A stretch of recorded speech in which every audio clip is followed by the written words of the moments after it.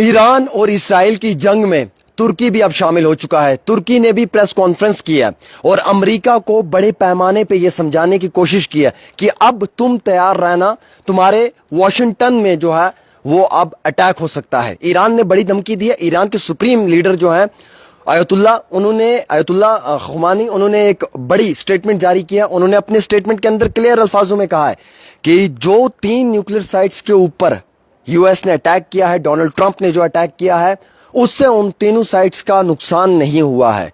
लेकिन अब जो अगले 48 घंटों में हमला होगा वो सीधा यूएस के वॉशिंगटन में होगा, टेक्सास में होगा और कैलिफोर्निया तक भी जो है वो बात पहुंच सकती है। ये क्लियर उन्होंने कहा है। उन्होंने कहा कि शुरुआत आपने की है, खात्मा हम करेंगे। 125 एयरक्राफ्ट का इस्तेमाल किया है यूएसए ने इस पूरे जो अटैक हुआ इसके अंदर, और अब जो है वो लगातार ईरान की जानिब से भी इसमें जो है वो कड़े अल्फाजों में मजम्मत की गई है। और साथ ही साथ यूनाइटेड नेशंस, अक़वामी मुत्तहिदा के अंदर भी इसकी जो है वो मजम्मत हुई है। यूनाइटेड नेशंस सिक्योरिटी काउंसिल के अंदर भी इसकी मजम्मत हुई है।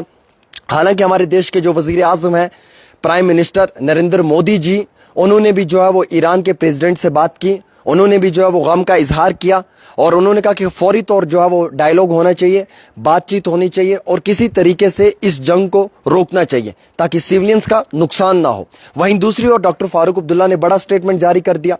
डॉक्टर फारूक अब्दुल्ला ने कहा कि मैं समझ सकता हूं कि इस समय ईरान के क्या हालात हैं, लेकिन मुझे अफसोस इस बात का है कि कोई भी मुस्लिम मुल्क जो है वो अपनी बात नहीं रख पा रहा है।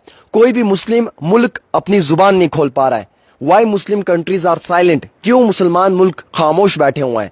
जो हालात आज ईरान के हुए हैं वही हालात कल को इन मुल्कों के भी होंगे। तब इन्हें समझ आएगी कि आखिरकार जब एक के साथ होती है तो बाकियों को क्या महसूस होता है। यानी कि फारूक अब्दुल्ला ने भी इस पे जो है वो बात की। फारूक अब्दुल्ला ने कहा कि मैं हैरान और परेशान इस वजह से हूं कि इस समय मुसलमान मुल्कों को बात करने की जरूरत थी।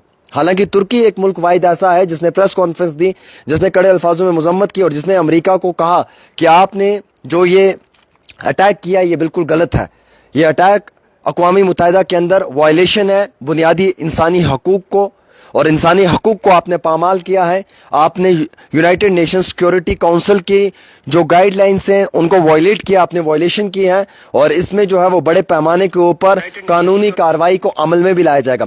अब ईरान ने सीधी ये क्लियर कट जवाब दे दिया अमेरिका को कि आप रेडी हो जाएं, हम तो रेडी हैं, नाउ यू विल रेडी। अब अटैक जो है वो वाशिंगटन में होगा और वाशिंगटन के अंदर ये अटैक होगा, और उसके लिए डोनाल्ड ट्रंप को कहा कि हम आपको इतना कहना चाहते हैं कि सिर्फ आप अपनी तैयारी रखें क्योंकि अब शुरुआत अमेरिका पे होने वाली है। ये ईरान ने कहा, क्लियर अल्फाजों में कहा, as per the international media outlets की रिपोर्ट्स के मुताबिक। वहीं दूसरी ओर इतना ही नहीं बल्कि ईरान ने यह भी कहा कि शुरुआत तो आपने किया, खात्मा हम करेंगे, क्योंकि आपने जिस तरीके से लगातार अटैक किया उससे कमोपेश कई मुकामात के ऊपर नुकसान पहुंचाने की कोशिश की है। ईरान ने सबसे पहले जो है वो हाइपरसोनिक मिसाइल्स का इस्तेमाल किया, जो मिसाइल 1 घंटे में भी 7000 किलोमीटर की रफ्तार के साथ 7000 किलोमीटर 1 घंटे में तय कर सकती है। हाइपरसोनिक मिसाइल्स को ईरान से तल अवीव तक जो है वो 15 से 20 मिनट में पहुंचाया गया। उसके बाद फतेह 1 फतेह 2 का इस्तेमाल किया, अर्श 1 अर्श 2 का इस्तेमाल किया। उसके बाद जो है वो उन्होंने खैबर का भी इस्तेमाल कर दिया। फाइनली उन्होंने खैबर को भी छोड़ दिया। यानी कि ये जंग बड़े पैमाने पे है।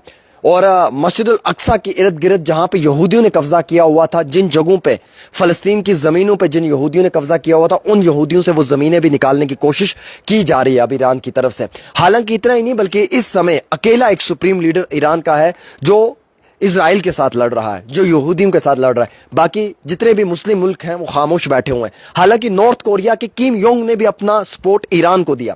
किम योंग नॉर्थ कोरिया का जो है उन्होंने कहा कि मेरा सपोर्ट ईरान को है।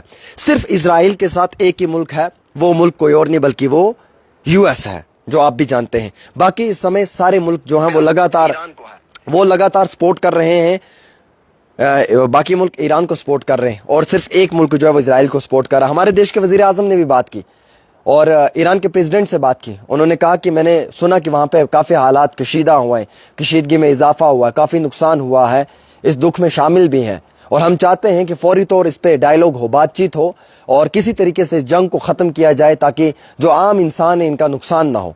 تاکہ عام انسانوں کی جانیں بچیں. حالانکہ غازہ پٹی کے اندر مسلمانوں پہ بہت ظلم ہو رہا ہے, قتل و غارت کی جا رہی ہے, مسلمانوں کو لہو لہان کیا جا رہا ہے غازہ پٹی کے اندر. اور بالخصوص غازہ پٹی کے نے یہ بتایا کہ انہوں نے جو ہے وہ ایران کے اوپر